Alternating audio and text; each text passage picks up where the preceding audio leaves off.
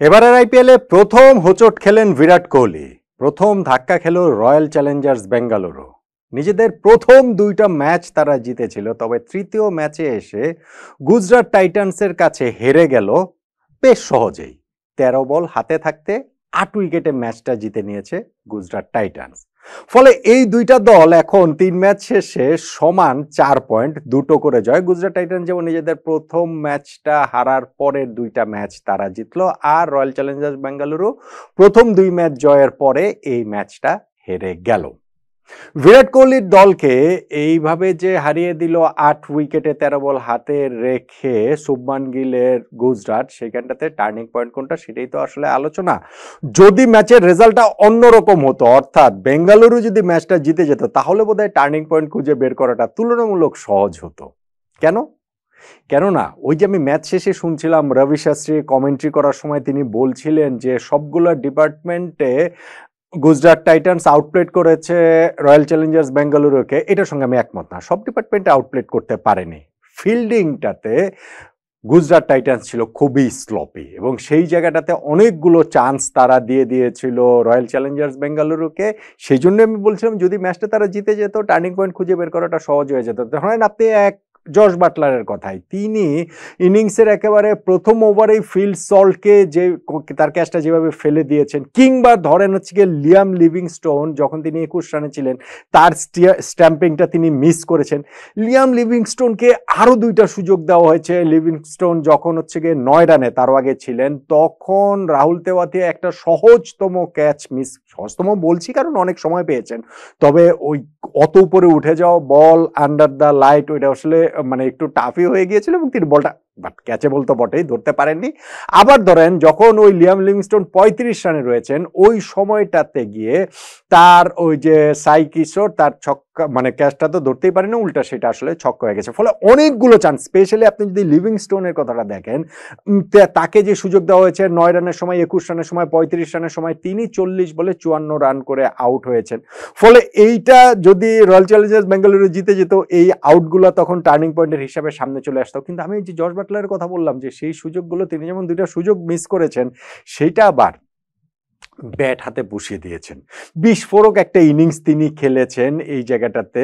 39 বলে 70 অড রানের একটা ইনিংস তিনি খেলেছেন, এবং দলের জয়টা নিশ্চিত করা পর্যন্ত তিনি ছিলেন। ইনফ্যাক্ট যখন এইখানটাতে রয়্যাল চ্যালেঞ্জার্স বেঙ্গালুরু তাদের ওই যে রান তাড়া করাটা আর খুব একটা সমস্যা হয়নি, কেননা ওইখানটাতে শুরুতে তো সাই সুদর্শন এবং শুভমান গিলের একটা পার্টনারশিপ, সেইটা খুব বেশি দীর্ঘায়িত হয়নি, শুভমান গিল আউট হয়ে গিয়েছিলেন।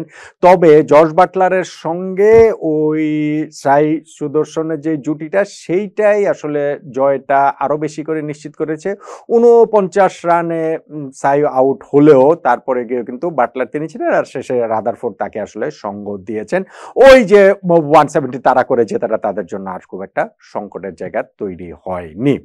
কিন্তু ওই যে বললাম অনেকগুলো সুযোগ তারা দিয়ে দিয়েছিল, সেই সুযোগটা আসলে কতটা ভালোভাবে কাজে লাগাতে পেরেছে রয়্যাল চ্যালেঞ্জার্স বেঙ্গালুরু। তারা তো শুরুতেই নড়বড়ে অবস্থা, ফিল সল্টকে ওই লাইভ দেওয়া সত্ত্বেও তিনি পাওয়ার প্লের মধ্যে আউট হয়েছেন তৃতীয় ব্যাটসম্যান হিসেবে, এবং তার আগে বিরাট কোহলি আউট হয়ে গিয়েছেন আরশাদের বলে লং লেগে ক্যাচ দিয়ে, ডেভিড পাড্ডিকাল আউট হলেন। আর যখন ফিল সল্ট আউট হয়ে গিয়েছেন, পাওয়ার প্লে শেষে তাদের দেখা গেল 3 উইকেটে 38 রান, এবং পাওয়ার প্লে ঠিক পরপরই নেক্সট ওভারটাতেই তাদের ক্যাপ্টেন রজত পাতিদার তিনিও উইকেটটা আসলে দিয়ে আসলেন।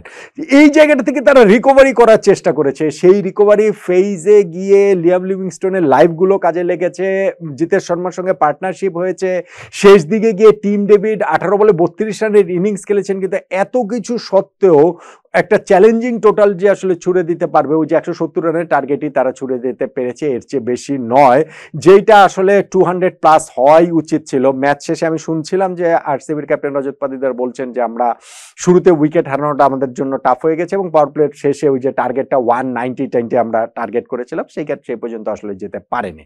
এখন টার্নিং পয়েন্টের হিসাব যদি আমরা করি, সেই জায়গাটাতে আমি যেটা বললাম যে গুজরাট টাইটান্স যদি ম্যাচটা হেরে যেত, তাহলে তাদের ওই ফিল্ডিং এর যে স্লপিনেস, ওই যে স্ট্যাম্পিং মিস, ক্যাচ মিস, ওগুলো সামনে চলে আসতো।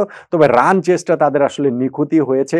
তাদের বোলিংটাও টু সাম এক্সটেন্ট আপনি দেখেন যে রশিদ খানের মতো বোলার গুজরাট টাইটান্সে তিনি 4 ওভারে 54 রান দিয়ে উইকেট শূন্য, অথচ সেইটার ইম্প্যাক্ট খুব একটা নাই। রশিদ খানের এই বছর তিনি কিন্তু বেশ বিবর্ণ, কিন্তু তার ওই ইম্প্যাক্ট নাই কেননা হচ্ছে গিয়ে আরেক স্পিনার সাই কিশোর তিনি হচ্ছে গিয়ে এই জায়গাটাতে তিনি কি বলা চলে যে কি অসাধারণ বোলিং করেছেন, সাই আর কি মানে স্পিনার, তিনি 2 উইকেট নিয়েছেন 22 রান দিয়ে।